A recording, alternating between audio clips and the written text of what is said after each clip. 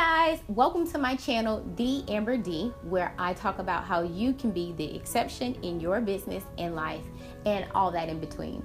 So what I'm going to do here every week is that I'm going to share with you guys content that I've received from my followers or people out on the streets, or maybe even just something that I read that I thought was great information to share with you guys.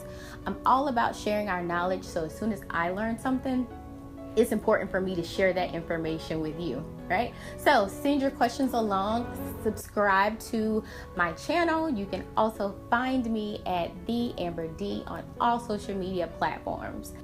So today's question comes from one of my followers, and the question is, what platforms should I be on to grow my business?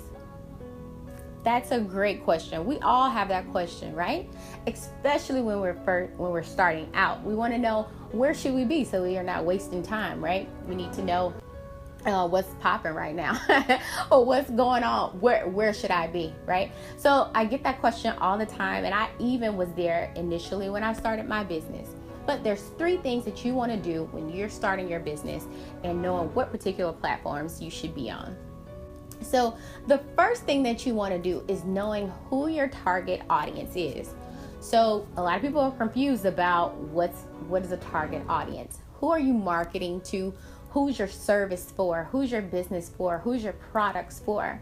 So if you're selling hair products, who's going to be that person that's going to buy those products from you, right? Is she a girl that looks like me? Is someone that is natural? Different things like that. You have to figure out who they are first before you can just hop on like a platform, right? So the first thing again is to make sure you know who your target audience is. The second thing that you want to do is figure out where your target audience is. So if she is me, where am I hanging out on social media? Am I on Facebook, Pinterest, Instagram, Snapchat, Twitter? I mean, it's a multitude of places that I could be, right? So it's your job to figure out where I am. And then once you figure out where I am, you want to make sure that you can go to that particular platform. So if I am your target market, right, I fall into that, then figure out where I am. And let's say you find out that I'm on Pinterest, Instagram, Twitter, and Facebook. Now, your job is not to be on all those platforms immediately, because it can get overwhelming and you can start to be a little inconsistent.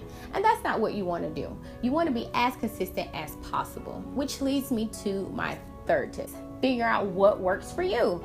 So a lot of people are afraid of being on video. So just because I am on Pinterest, Snapchat, Instagram, YouTube, all these different platforms, it doesn't matter if you are uncomfortable in those situations. Now, that's not to say that you don't ever want to get out of that comfort zone, but when you're first starting out, it's more important for you to be consistent than inconsistent because of the fear that you have about whatever that is. So you want to pick 1 or 2 platforms to start out on. Don't try to be on like all 5 or 6 different platforms when you're just starting out, because it's overwhelming, and you want to stay consistent, because it's a lot better for you to be popping on 1 or 2 platforms than a hot mess on all 5. Not cute. So again, those are my 3 tips for you to figure out what social media platforms you should start your business on. Again, thank you guys for joining me. I'll be back next week talking about a totally different topic. Send your questions over to me at theamberd.com, and don't forget to subscribe. You can also place your questions below and I'll answer them there. Thanks guys, see you next week. It's important.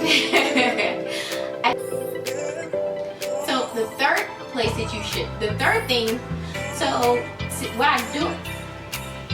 I'm